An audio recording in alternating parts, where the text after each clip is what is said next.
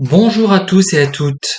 Le sujet que je vais aborder aujourd'hui est dans de nombreuses vidéos qui dureront 10 minutes chacune, je pense. Je vais prendre ce format pour ne pas lasser le public.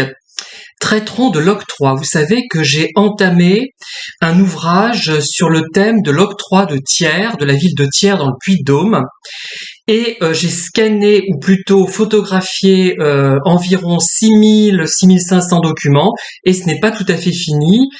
Cet après-midi, j'ai passé 1 heure et quart à photographier d'autres documents qui concernent l'octroi de Thiers, et je terminerai certainement dans les semaines qui viennent, mais il me faut maintenant analyser tout ce que j'ai photographié. J'ai commencé ce travail il y a quelque temps, je l'ai interrompu, puisque j'écris plusieurs livres en même temps, comme vous le savez, dans des genres différents, mais j'aimerais vous faire partager petit à petit ce que je découvre grâce à ces archives qui m'ont été communiquées par la ville de Thiers, par Madame Florence Grange-Ponte, qui est responsable des archives à Thiers, des archives de la ville donc, et j'ai donc fait des photos qui concernent l'octroi. Je vous expliquerai un peu plus ce dont il s'agit au XIXe et au XXe siècle, puisque les archives les plus anciennes datent du XIXe siècle, du moins celles qu'on peut trouver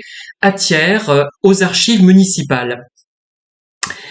Alors, au départ, quand j'ai demandé à Madame Grange-Ponte de me fournir, si elle pouvait, des documents sur l'octroi de Thiers, je m'attendais à un certain nombre de documents, à une quantité de documents relativement conséquente, mais pas la quantité de cartonnage large comme ça au moins. Je sais pas si vous voyez mes mains, ça dépasse le cadre.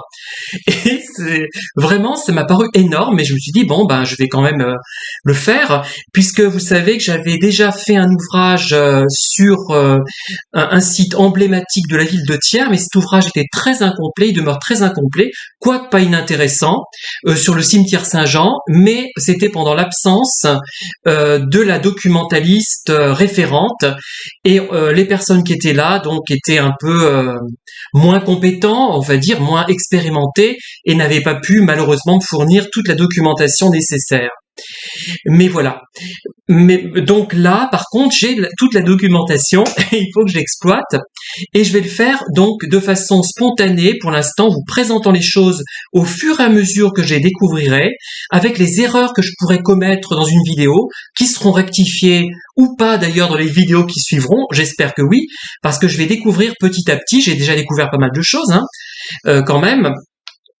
Et ça sera beaucoup plus spontané que mes livres. Vous savez que mes livres sont très travaillés, même si le résultat n'est pas souvent, pas toujours, disons, à la hauteur de mes ambitions. Je fais vraiment un travail de classement quand je fais un livre historique ou même pas.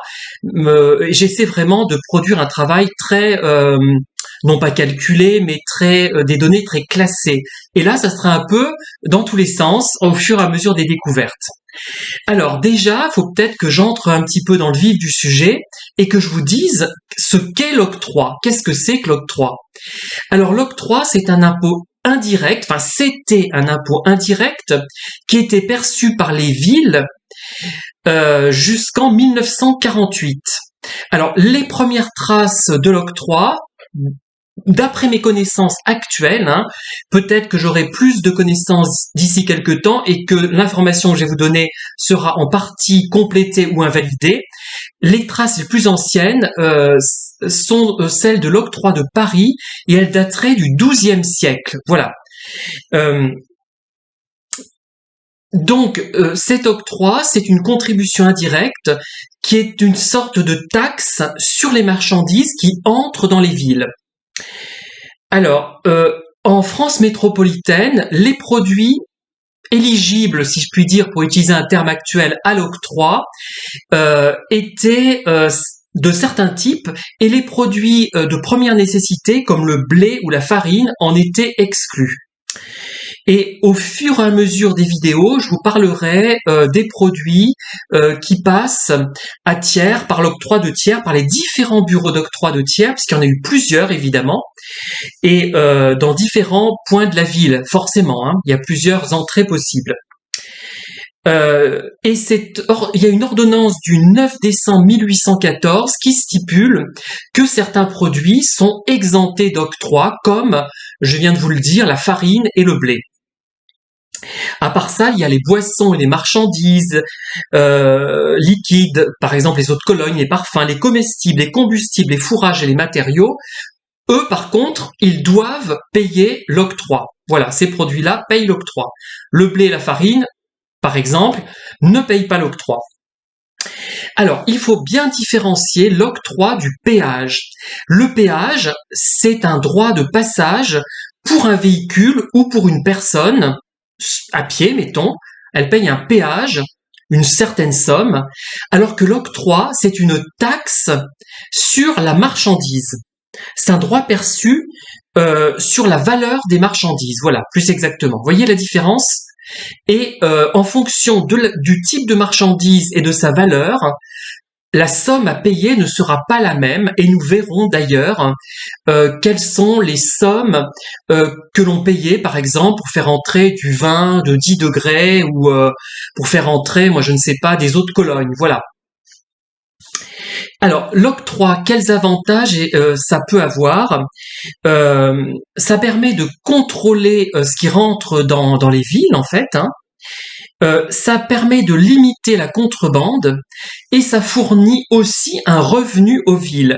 Je me suis dit à un moment donné, mais si on n'a plus l'impôt sur la taxe d'habitation, peut-être qu'on pourrait rétablir l'octroi dans les villes. Ça serait peut-être une bonne idée. Vous ne trouvez pas que c'est une bonne idée, non ?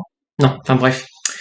Alors, donc comme je disais, l'octroi date d'il y a très longtemps, XIIe siècle, les premières traces qui ont été repérées, peut-être que c'est antérieur, quand j'en apprendrai plus, je vous le dirai. L'octroi, donc, c'est une concession du prince. Il remplace, alors là je me réfère à mes notes parce que je sais pas bien lire ça, le vectigalia et le portorium du temps de l'Empire romain. Le mot octroi provient des expressions « nous avons octroyé » et « octroyons », utilisées dans les lettres patentes par lesquelles les communes percevaient les impôts pour leur propre compte. Et c'est une concession finalement du roi qui donne un petit peu d'argent, un petit peu de sous aux villes. Alors donc, au XIXe siècle, l'octroi est devenu la cible de la critique parce que c'est quelque chose qui correspond un peu à une douane intérieure et qui est un frein à la libre circulation des marchandises. À l'heure actuelle, l'octroi, le seul octroi qui existe, c'est l'octroi de mer dans les régions d'outre-mer françaises. Alors, comment se présente l'octroi ? Alors, il y a des bureaux d'octroi, il y a des guérilles d'octroi, comme nous le verrons, il y a des barrières d'octroi.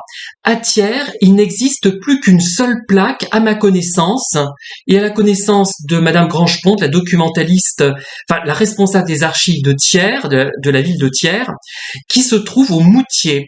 Vous voyez, vous passez devant l'église du Moutier, vous continuez sur votre gauche et vous tombez sur quelques dizaines de mètres après, vous tombez sur cette borne d'octroi qui est comme ça, cette forme-là. Et ça, c'était la barrière d'Escoutou. Par là, c'était la barrière d'Escoutou. Voilà. Que dire d'autre ? Alors, les barrières d'octroi, donc, il y avait normalement, il y avait souvent deux pavillons symétriques, et au centre, une barrière pour empêcher les gens de passer, et il y avait aussi une sorte de portillon pour permettre aux piétons de passer, c'est-à-dire des gens qui n'avaient rien à faire vérifier, qui ne faisaient pas entrer de marchandises, donc il fallait qu'ils puissent passer. Les pavillons donc contenaient les bureaux de service et le logement du préposé.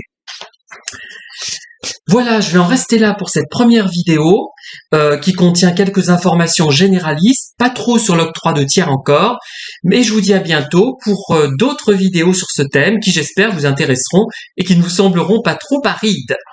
À bientôt, bonne fin de journée, au revoir.